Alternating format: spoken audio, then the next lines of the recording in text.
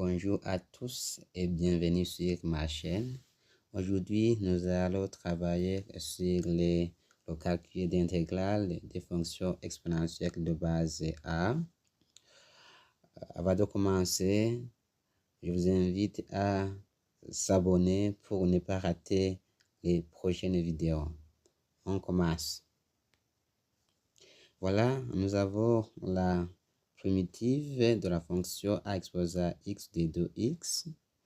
Avant de voir les primitives, je vais vous faire un petit rappel pour la primitive des fonctions exponentielles. Vous voyez, si nous avons primitive de la fonction exponentielle de x, ça c'est une primitive exacte de 2x, égale aussi à la primitive exponentielle de x plus une constante additive.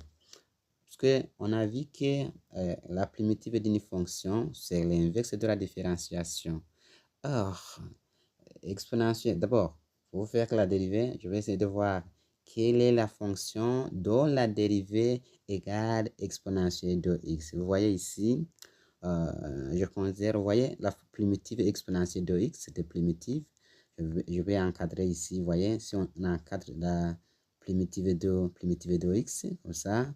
Maintenant, si on cherche la fonction dont la dérivée nous donne exponentielle de x, c'est exponentielle de x, puisque dérivée d'exponentielle de x égale exponentielle de x.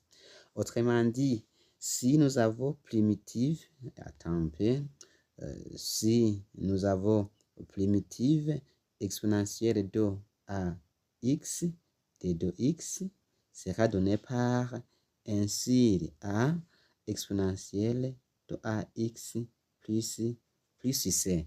Car, pourquoi? Car la dérivée, car exponentielle de ax dérivée, ça me donne a exponentielle de ax. Vous voyez, si on place le théorème qu'on a trouvé à l'emplacer avec a exponentielle de ax, vous voyez, on aura cette fonction exponentielle de départ pour la fonction qu'on a définie.